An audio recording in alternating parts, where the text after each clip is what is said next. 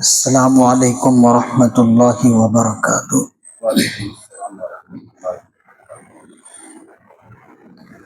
بسم اللہ الرحمن الرحیم۔ الحمد للہ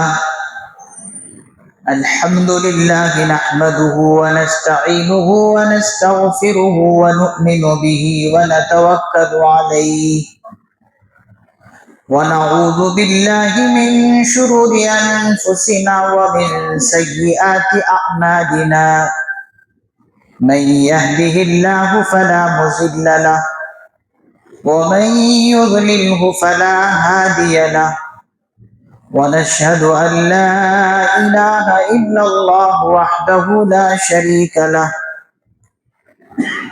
ونشهد أن سيدنا وسندنا ونبينا ومولانا محمدا عبده ورسوله صلی اللہ تعالی علیہ وعلى آلہ وأصحابہ وأزواجہ وذریاتہ وبارک وسلم تسلیما کثیرا کثیرا۔ اما بعد فاعوذ باللہ من الشیطان الرجیم، بسم اللہ الرحمن الرحیم۔ يا أيها الذين آمنوا ادخلوا في السلم كافة ولا تتبعوا خطوات الشيطان إنه لكم عدو مبين۔ وقال الله تبارك وتعالى في موضع آخر: إن الشيطان لكم عدو فاتخذوه عدوا، صدق الله مولانا العظيم۔ اللهم انفعني بما علمتني وعلمني ما ينفعني وزدني علما، رب اشرح لي صدري ويسر لي أمري واحلل عقدة من لساني يفقهوا قولي۔ اللهم صل على سيدنا محمد وعلى آل سيدنا محمد وبارك وسلم۔ سارے حضرات ایک مرتبہ محبت کے ساتھ، ادب کے ساتھ، احترام اور عظمت اور دل کی گہرائیوں سے درود پاک پڑھیں۔ اللہم صلی علی محمد النبی الامی وعلی آلہ وسلم تسلیما۔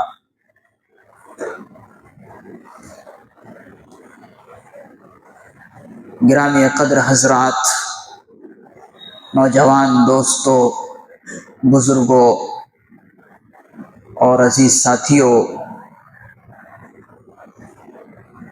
ابھی جو میں نے آپ حضرات کے سامنے خطبے کے اندر قرآن کریم کی آیت تلاوت کی ہے، اس آیت کریمہ میں اللہ رب العزت نے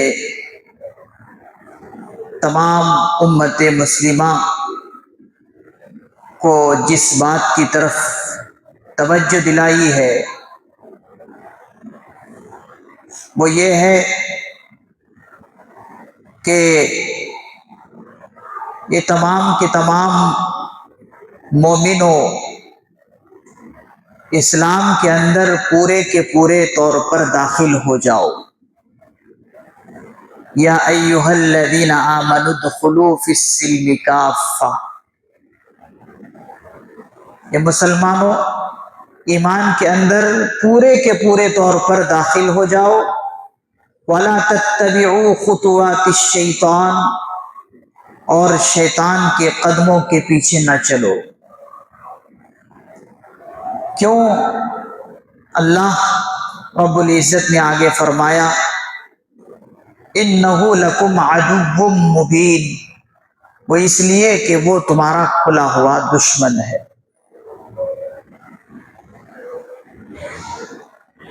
یہ آیت کریمہ کا شان نزول کیا ہے اور کن حضرات کی شان میں یہ آیت کریمہ اتری ہے۔ حضرات مفسرین اعظام فرماتے ہیں کہ یہ آیت مبارکہ اس وقت اتری ہے کہ جب یہودیوں کے ایک شخص حضرت عبداللہ ابن سلام رضی اللہ عنہ مسلمان ہوئے، اور مسلمان ہونے کے بعد وہ احکامات خداوندی پر عمل کرنے لگے، تعلیمات اسلام پر عمل کرنے لگے۔ ساتھ ہی ساتھ انہوں نے حضور علیہ السلام سے یہ اجازت مانگی کہ اللہ کے رسول صلی اللہ علیہ وسلم، میں تو اسلام کے احکامات پر عمل کروں گا ہی، لیکن میں ساتھ ہی ساتھ یہ بھی آپ سے اجازت چاہتا ہوں کہ جو میں پرانے مذہب میں تھا، یہودی مذہب میں، اور وہ شریعت موسوی کا مذہب تھا، اس پر میں پہلے تھا، اب میں امت محمدیہ میں داخل ہو گیا ہوں، لیکن میں چاہتا یہ ہوں کہ شریعت موسوی پر بھی عمل کروں۔ اور شریعت موسوی کے اندر ایک حکم یہ تھا کہ ہفتے کے روز کی تعظیم کی جائے، ہفتے کے دن کی تعظیم کی جائے، اور اونٹ کے گوشت اور دودھ سے پرہیز کیا جائے۔ شریعت موسوی میں ان تینوں چیزوں کی استعمال پر ممانعت ہے۔ کس پر؟ ایک ہفتے کے دن کی تعظیم بھی دی گئی ہے کہ ہفتے کے دن تعظیم کیا جائے، اس ہفتے کے دن میں مچھلی وغیرہ نہ کھائی جائے۔ اسی طریقے سے اونٹ کے گوشت کی ممانعت ہے اور دودھ کے پینے کی ممانعت ہے، تو میں چاہتا ہوں کہ اس پر بھی عمل کر لو۔ اللہ کے پیارے حبیب صلی اللہ علیہ وسلم نے حضرت عبداللہ ابن سلام اور دیگر ان کے ساتھیوں کے بارے میں فرمایا کہ دیکھو، جب کوئی انسان ایک دین میں داخل ہو جاتا ہے تو پھر دوسرے دین پر عمل کرنے کی اسے گنجائش نہیں۔ اسی وقت یہ آیت کریمہ نازل ہوئی، یا ایھا الذین آمنوا ادخلوا فی السلم کافہ، اے مسلمانوں، اے ایمان والو، پورے کے پورے طور پر ایمان میں داخل ہو جاؤ اور شیطان کے پیچھے نہ چلو، اس لیے کہ وہ تمہارا کھلا ہوا دشمن ہے۔ اب حضرات مفسر اعظام فرماتے ہیں کہ یہ آیت کریمہ اگرچہ ایک مخصوص وقت میں نازل ہوئی اور ایک واقعے کے تحت میں نازل ہوئی، لیکن اس کی تعلیم عام ہے، اس کے احکامات عمومی طور پر ہر ایک مسلمان کے لیے ہے کہ ہر مسلمان کو یہ چاہیے کہ وہ اسلام کے اندر پورے کے پورے طور پر داخل ہو جائے، اور داخل اس طرح ہونا ہے کہ ایک انسان کا ہاتھ، پیر، ناک، کان اور اسی طریقے سے دل و دماغ پر بھی اسلام کا رنگ چڑھ جائے۔ یہ نہ ہو کہ زبان سے اور دل و دماغ سے اللہ پر تو یقین رکھتا ہے، لیکن اس کے ہاتھ اور پاؤں سے عمل دیکھے تو غیروں کا عمل صادر ہو رہا ہے، تو پھر یہ کیا ہوا؟ یہ صرف اسلام کے قوانین پر یقین رکھنا ہوا، لیکن اعضاء و جوارح سے عمل جو ہونا تھا وہ نہیں ہوا۔ تو انسان کا دل و دماغ بھی مسلمان ہو، اس کے ہاتھ اور پیر اور کان اور ناک اور اس انسان کے سارے جسم سے جو اعضاء سے جو عمل صادر ہو وہ اسلام کے مطابق عمل صادر، اسلام کے مطابق اس کے اعضاء و جوارح سے عمل ہونے لگے، تو پھر وہ پورے کے پورے طور پر ایمان میں داخل ہونے والا کہلائے۔ اسی لیے حضرات علماء کرام فرماتے ہیں کہ مسلمانوں کو چاہیے کہ وہ اللہ کے رنگ میں رنگ جائے۔ قرآن کریم کی آیت مبارکہ ہے، صبغۃ اللہ ومن احسن من اللہ صبغہ، یہ اللہ کا رنگ ہے، اور اللہ کے رنگ سے زیادہ کس کا رنگ اچھا ہو سکتا ہے؟ حضرات مفسرین نظام فرماتے ہیں کہ اللہ کے رنگ سے مراد مذہب اسلام ہے۔ اللہ کے رنگ سے مراد کیا ہے؟ مذہب اسلام ہے، اور مذہب اسلام یہ اللہ کا دیا ہوا مذہب ہے، اللہ کا بھیجا ہوا مذہب ہے، اور اللہ کے رنگ سے مراد یہ بھی ہے کہ انسان احکامات خداوندی پر عمل کرنے لگے تو پھر سمجھا جائے گا کہ اس کے اوپر اللہ کا رنگ چڑھا ہوا۔ اللہ کا رنگ بہترین رنگ ہے، اسی لیے قرآن کریم نے فرمایا ان الدین عند اللہ الاسلام، اللہ کے نزدیک اگر کوئی دین ہے تو وہ مذہب اسلام ہے، اور یہی مذہب سچا مذہب ہے۔ پھر آگے دوسری آیت میں فرمایا وَمَن يَبْتَغِ غَيْرَ الْإِسْلَامِ دِينًا فَلَن يُقْبَلَ مِنْهُ، اس مذہب کے علاوہ اگر کوئی دوسرا مذہب کوئی اپنائے گا تو پھر اللہ کے یہاں وہ قابل قبول نہیں ہے۔ تو یہ مذہب اسلام دنیا کا واحد مذہب ہے کہ جو مذہب اصول اور عقائد میں مضبوط ہے، اور یہ دنیا کا واحد مذہب ہے کہ اس مذہب کی نسبت کسی انسان کی طرف نہیں ہے، کسی ملک کی طرف نہیں ہے، کسی قبیلے کی طرف نہیں ہے، کسی علاقے کی طرف نہیں ہے، اس کی نسبت خود اللہ کی طرف ہے۔ ان الدین عند اللہ الاسلام۔ اس مذہب کے علاوہ آپ دنیا کے مذاہبوں پر غور فکر کریں۔ مثال کے طور پر ہمارے سامنے بہت سارے مذہب اسلام کے علاوہ مذاہب ہیں، جیسے یہودی مذہب ہے، عیسائی مذہب ہے، اسی طریقے سے بدھ مذہب ہے، جینی مذہب ہے، فارسی مذہب ہے۔ یہ تمام کے تمام مذاہبوں کی طرف آپ غور و فکر کریں۔ یہودی مذہب، یہ یہودی مذہب یہودا کی طرف نسبت ہے۔ یہود ایک خاندان نبوت کا ایک شخص تھا جس کی طرف نسبت ہے، اسی لیے یہ یہودی مذہب کہلایا۔ عیسائی مذہب کی طرف آپ دیکھ لیجئے، عیسائی مذہب حضرت عیسیٰ علیہ السلام کی طرف نسبت ہے، اسی لیے وہ عیسائی مذہب ہے۔ اسی طریقے سے آپ جو ہے فارسی مذہب کو دیکھ لیجئے، یہ فارسی مذہب ایران کے ملک کی طرف منسوب ہے۔ اسی طریقے سے جینی مذہب کو دیکھ لیجئے، یہ ایک جینی ملک کی طرف یا جینی مذہب کی طرف جینی مذہب منسوب ہے۔ یہاں تک کہ ہندو مذہب کو دیکھ لیجئے، یہ ہندو مذہب ہند ملک کی طرف منسوب ہے۔ لیکن آپ اسلام مذہب کی طرف دیکھ لیجئے، اسلام مذہب کی نسبت کسی نبی کی طرف بھی نہیں ہے۔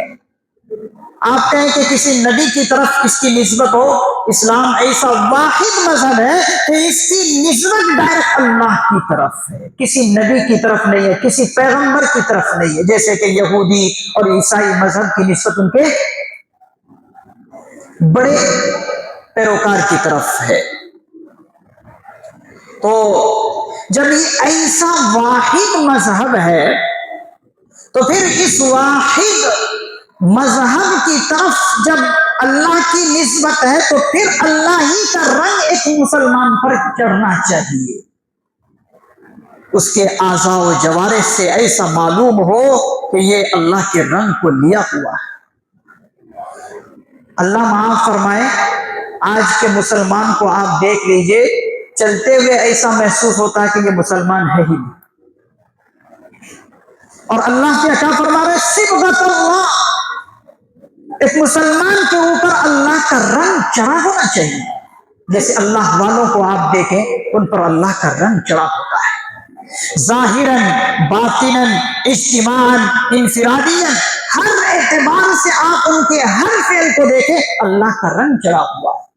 آپ پیغمبروں کو دیکھ لیجئے اور صحابہ کی زندگی کو دیکھ لیجئے، ان پر اللہ کا رنگ چڑھا ہوا تھا۔ اسی لیے قرآن کریم کی اس آیت میں یہی بتایا جا رہا ہے کہ اللہ کا رنگ مسلمانوں کے اوپر چڑھا ہوا رہنا چاہیے، اور رنگ سے مراد یہ ہے کہ احکام خداوندی سے وہ ملموس ہونا چاہیے، احکام خداوندی پر عمل کیا ہوا معلوم ہونا چاہیے، اور ہر انسان کو یہ معلوم ہو جانا چاہیے کہ یہ محمد عربی صلی اللہ علیہ وسلم کا غلام ہے۔ اور یہ مذہب اسلام جو ہے یہ ایسا مذہب ہے کہ ہر پیغمبر نے اس کی دعوت دی ہے، اور ہر پیغمبر اسی مذہب اسلام پر گامزن رہے اور اسی مذہب اسلام کی تبلیغ بھی کرتے رہے۔ جیسے اللہ رب العزت نے حضرت ابراہیم علیہ السلام کے بارے میں فرمایا قرآن کریم میں، اذ قال له ربه اسلم قال اسلمت لرب العالمین۔ حضرت ابراہیم علیہ السلام سے ان کے رب نے کہا کہ اسلم، ابراہیم مسلمان بن جا، مسلم بن جا۔ اذ قال له رب اسلم قال اسلمت لرب العالمین، تو حضرت ابراہیم علیہ السلام نے کہا یہ اللہ میں مسلمان بن گیا۔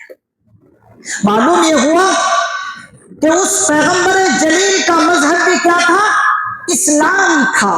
اسلام پر جیے بھی اور اسلام پر مرے بھی، اور یہی حکم بھی ان کو دیا گیا کہ اے ابراہیم یہ کہہ قل ان صلاتی ونسکی ومحیای ومماتی للہ رب العالمین۔ اے پیغمبر جلیل حضرت ابراہیم خلیل، اس کا اعلان کر کہ میری نماز، میری قربانی، میرا جینا، میرا مرنا سب کچھ اللہ کے لیے۔ تو ہر پیغمبر کا مذہب کون سا تھا؟ اسلام تھا۔ آگے آپ چلیے، حضرت یوسف علیہ نبی علیہ السلام کے بارے میں آتا ہے۔ حضرت یوسف علیہ السلام کا مذہب بھی مذہب اسلام تھا۔ اسی طریقے سے حضرت ابراہیم علیہ السلام، حضرت یعقوب علیہ السلام کا مذہب بھی کیا تھا؟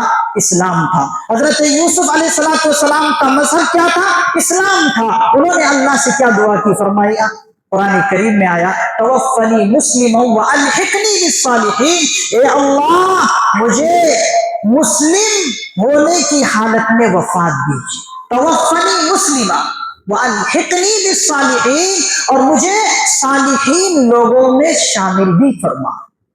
تو دیکھیے مسلم وہاں پر بھی آیا۔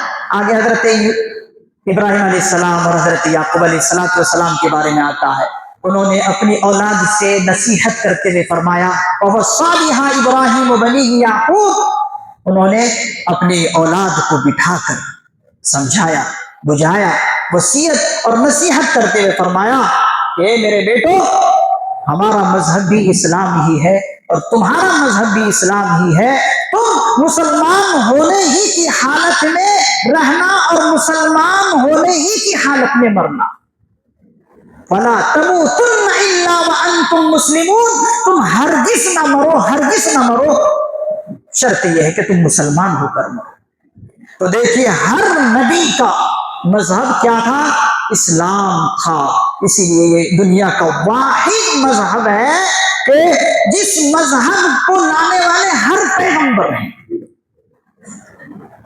تو اسلام کے ماننے والوں کے لیے یہ تنبیہ ہے کہ دیکھو ایسا نہ ہو کہ اسلام کے لیے توحید کو جب مانو تو اسلام لے لو توحید ماننے کے لیے، اور اخلاق اور اعمال اور کردار بنانے کے لیے کسی دوسرے مذہب کا سہارا لو۔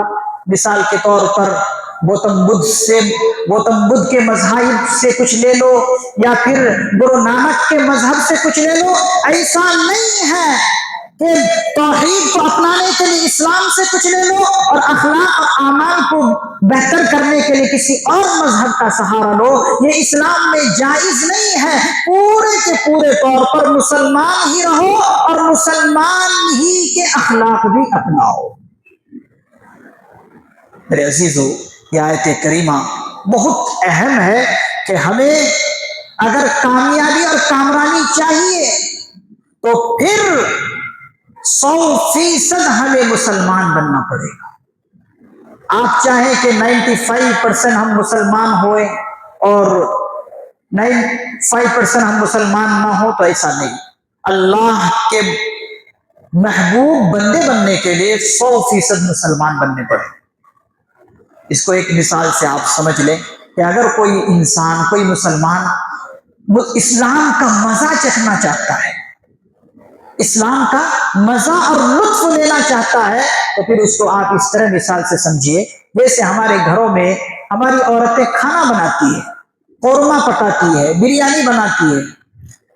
اگر وہ قورمہ بنانے کے لیے سارے مسالہ جات کا اہتمام کرے، اس میں ہلدی بھی ڈالے، مرچی بھی ڈالے، تیل، یہ مسالے اور دوسرے جو ہیں سب کے سب کچھ ڈالے، لیکن اگر تیل نہ ڈالے تو پھر اس کھانے کا کیا ذائقہ؟ نہ کھانے والے کو ذائقہ ہے اور نہ کھلانے والے کو ذائقہ ہے۔ اسی لیے اگر کوئی مسلمان 100% نہیں ہے تو پھر اس کو مسلمان ہونے کا مزہ مل ہی نہیں سکتا۔ ہم اور آپ دیکھتے ہیں اللہ والوں کو زندگی گزارنے میں مزہ آتا ہے تو وہ 100% مسلمان ہوتے ہیں، اس لیے ان کو اسلام میں مزہ آتا ہے۔ آج ہم مسلمان ہیں، مسلمان ہونے کی حالت میں ہم کو اسلام کا لطف اور مزہ حاصل نہیں ہے۔ اس کی وجہ یہ ہے کہ ہم 100% مسلمان ہیں۔ تو یہاں تک تو یہ ٹکڑا ہمیں یہ متنبع کرتا ہے کہ ہم پورے طور پر مسلمان ہیں۔ اگلا ٹکڑا بہت اہم ہے، یا ایھا الذین آمنوا ادخلوا فی السلم کافۃ ولا تتبعوا خطوات الشیطان۔ یہ اگلا ٹکڑا ہے۔ اس ٹکڑے میں اللہ جل شانہ ارشاد فرماتے ہیں کہ تم شیطان کے قدموں کے پیچھے نہ چلو، یعنی شیطان کے پیچھے نہ چلو۔ کیوں؟ اس لیے کہ وہ کھلا ہوا دشمن ہے۔ شیطان کے پیچھے چلنے سے منع کیا گیا۔ شیطان کا حملہ ایک مسلمان پر زبردست قسم کا ہوتا ہے۔ شیطان کے حملوں سے بچنا دشوار ضرور ہے، لیکن بچا بھی جا سکتا ہے۔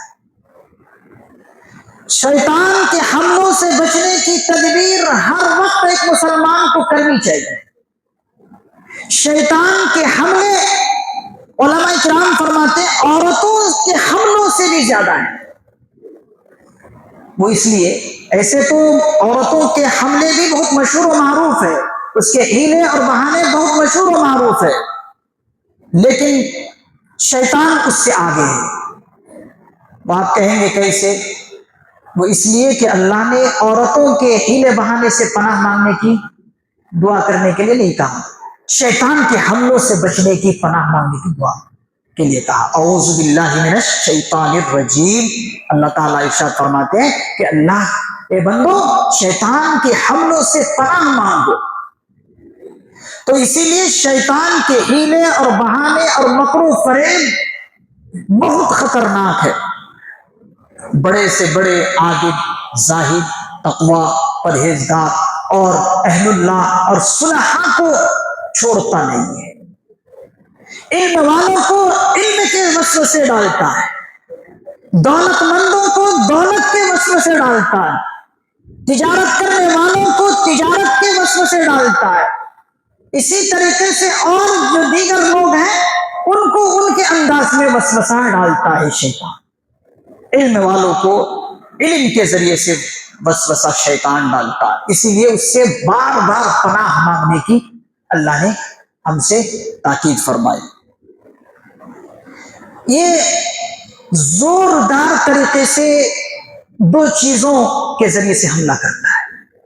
حضرات علماء اکرام نے لکھا ہے کہ یہ زوردار حملے دو واسطوں سے کرتا ہے۔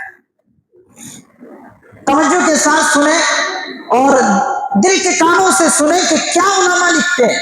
علماء نے لکھا ہے کہ اس کے زوردار حملے دو واسطوں سے ہوتے ہیں۔ ایک شہوت بطن کے ذریعے سے حملہ کرتا ہے اور ایک شہوت فرج کے ذریعے سے حملہ کرتا ہے۔ شہوت بطن سے مراد پیٹ کی شہوت سے وسوسہ ڈالتا ہے، حملہ کرتا ہے۔ اور دوسرا یہ حملہ جو کرتا ہے شرمگاہ کے واسطے سے حملہ کرتا ہے۔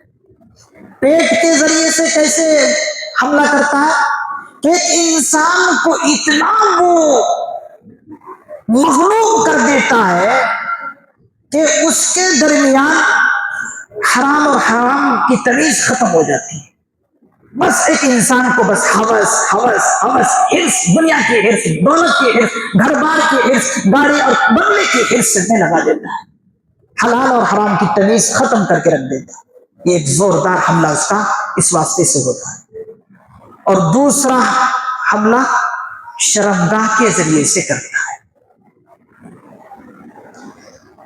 دیکھیے پیٹ بطن، شہوت بطن سے یہ کیسا زوردار حملہ کرتا ہے.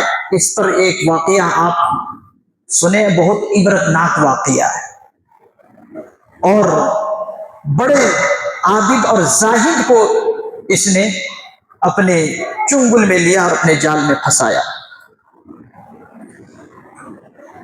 حکیم الاسلام حضرت مولانا قاری محمد طیب صاحب رحمۃ اللہ علیہ، محتمم دارالعلوم دیوبند، تقریباً 60 سال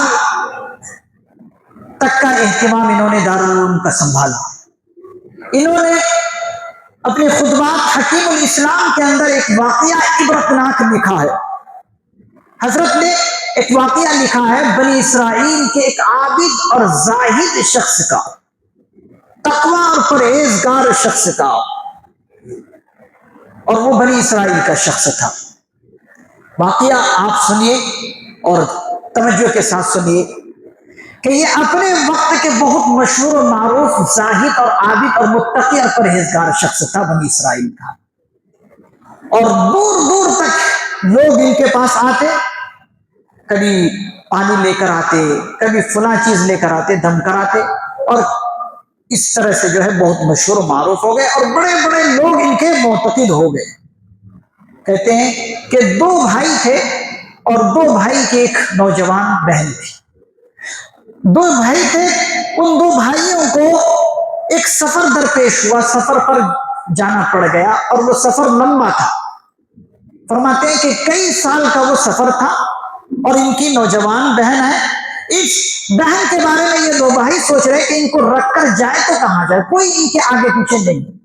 تو دونوں بھائیوں نے مشورہ کیا کہ ان کو جو ہے اب کہیں رکھنے کی جگہ نہیں ہے، اب واحد ذریعہ یہ ہے کہ یہ جو اللہ والے ہیں جن پر لوگوں کا بھی اعتماد ہے اور ہمارا بھی اعتماد ہے، ان کے پاس رکھ کر چلے جاتے ہیں. ان 2 بھائیوں نے مشورے کے بعد ان کی اس خوبصورت بہن کو اس اللہ والے کے یہاں لے گئے اور اللہ والے کے پاس جا کر گزارش کی. اللہ والے نے کہا کہ ہرگز ایسا نہیں ہو سکتا، انہوں نے انکار کر دیا. آگے ان 2 بھائیوں نے بہت اصرار کیا، بہت اصرار کیا، پھر جو ہے مجبوراً اس عابد اور زاہد شخص کو کہنا پڑا کہ ٹھیک ہے رکھ دو، اور کہا کہ میرے خانقاہ کے جو کونے پر ایک کمرہ ہے وہاں پر لے جا کر چھوڑ دو. لہذا وہاں پر لے جا کر چھوڑ دیا گیا. اب وہ 2 بھائی سفر پر نکل گئے اور سفر لمبا ہے، ان کا کئی برس کا سفر ہے. کہتے ہیں کہ اس کونے میں رکھ دیا گیا اس روم کے. اب یہ اللہ والے کیا کرتے ہیں، ڈیلی ان کو کھانے پینے کا انتظام جو کرنے کا ہے کیا کیے. لکھتے ہیں حضرت کہ شروع میں اس اللہ والے نے نوکر اور خادموں کے ذریعے سے ان کا کھانا پہنچانے کا شیڈول بنایا اور انتظام کیا. شروع میں ان کے خدام جو لے جا کر دیتے تھے، دہلیز پر رکھ دیتے اور آ جاتے. کئی مہینوں تک یہ سلسلہ چلا. اس کے بعد جو ہے شیطان نے اس اللہ والے کے دل میں یہ بات ڈالی کہ بھائی یہ ایک نوجوان بچی ہے اور یہ میری مہمانی میں ہے، یہ تو ایک اجنبیت جیسا ہو گیا ان کے ساتھ. شیطان اب وسوسہ ڈال رہا ہے کہ کرو، نوکروں کے بجائے تم خود جو ہے ان کی دہلیز پر اور ان کی چوکھٹ پر کھانا لے جا کر رکھ دو.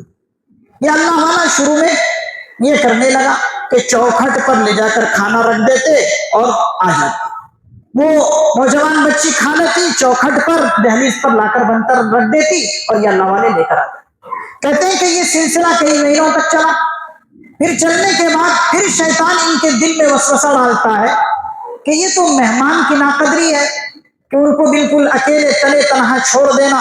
لہذا ایسا کرو کہ کم از کم ان کے پاس 1-2 منٹ بات تو کرو تاکہ ان کی اجنبیت ختم ہو اور انسیت پیدا ہو جائے، محبت پیدا ہو جائے۔ تو یہ اللہ والے اب کیا کرنے لگے، کھانا بھی لے جا رہے ہیں، 1-2 منٹ بات بھی کر رہے ہیں۔ اب بات کرنے کا سلسلہ تھوڑے دن تک چلا، اب چلتے چلتے شیطان جو ہے اور ان کو وسوسہ ڈالا کہ بھائی 1-2 منٹ بات کرنے سے کیا یہ مہمانی ہوئی، یہ تو مہمان کی ناقدری ہوئی، اور مہمان کی پوری طرح خاطر تواضع ہونی چاہیے۔ اب شیطان نے یہ کہا کہ 1-2 منٹ کے بجائے 10 منٹ ہی بات چیت کرو۔ اب تھوڑے دنوں تک 10 منٹ بات چیت ہونے لگی۔ اب یہ بات بڑھتے بڑھتے بڑھتے بڑھتے قربت بڑھی، اب یہاں تک کہ گھنٹوں اور 2 گھنٹوں 3 گھنٹے اب بات کرنے واللہ والے لگ گئے اور قصے کہانیاں جا کر سنانے لگے۔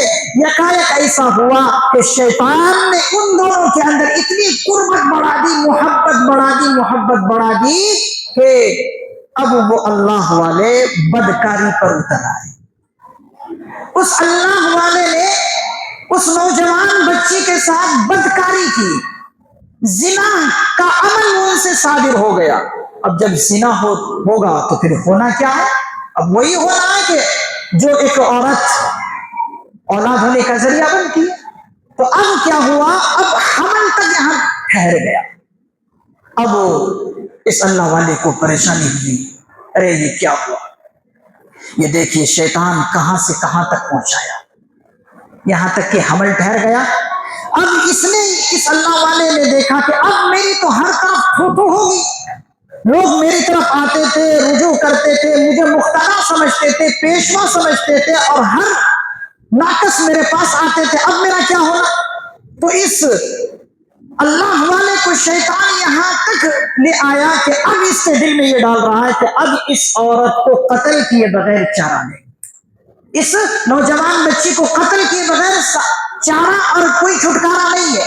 اب اس اللہ والے نے اس نوجوان لڑکی کو قتل کر دیتے ہیں، اور قتل کرنے کے بعد خانقاہ کے سامنے ایک گڈھا کھودتے ہیں اور وہاں پر ان کو گڑھا کھود کر دفن کر دیتے ہیں۔ اللہ اکبر کبیرہ، دیکھیے شیطان کس طرح اللہ والوں کو بھی چھوڑتے نہیں ہیں، ان کے حملے بہت زوردار ہوتے ہیں۔ آگے فرماتے ہیں کہ انہی دنوں میں ان کے دونوں بھائی آگے اور خوشی خوشی آئے، اور اس خوشی میں آئے کہ اب بہن کو لینے جائیں گے۔ اب جب بہن کو لینے کے لیے جاتے ہیں تو وہ اللہ والا کہتا ہے کہ اس کا تو انتقال ہو گیا۔ اب بڑے غم زدہ ہے دونوں بھائی، اور غم میں چور چور ہے۔ اب شیطان ان دونوں بھائیوں کو پٹی پڑھاتا ہے، ان بھائیوں سے یہ شیطان کہتا ہے کہ کم از کم تم اس کے لیے تفتیش تو کرو کہ وہ تمہاری بہن مری کیسے۔ تو تفتیش کرانے لگا دیتا ہے شیطان، یہاں تک کہ تفتیش اور پوچھ گچھ ہونے کے بعد معلوم یہ ہوتا ہے کہ اس کی قبر پر جایا جائے۔ تو یہ دونوں بھائی قبر پر جاتے ہیں، اور وہ جو قبر بنایا گیا تھا وہ تو ایک قبر بنایا گیا تھا، وہ تو ایک گڈھا تھا، وہاں پر قتل کر کے گاڑ دیے تھے۔ تو یہ دونوں بھائی جاتے ہیں، دیکھتے یہ ہیں کہ اس قبر پر تو مکھیاں بیٹھ رہی ہیں، یہ مکھیاں بیٹھ رہی ہیں، اور عادت اللہ یہ ہے کہ قبر پر مکھیاں بیٹھتی نہیں ہیں، یہاں پر قبر میں مکھیاں کیوں بیٹھ رہی ہیں۔ اب ان دونوں بھائیوں کے دل و دماغ میں شیطان بات ڈال رہا ہے کہ کوئی وجہ ہے، لہٰذا شیطان کہتا ہے کہ اس کی قبر کو کھودو۔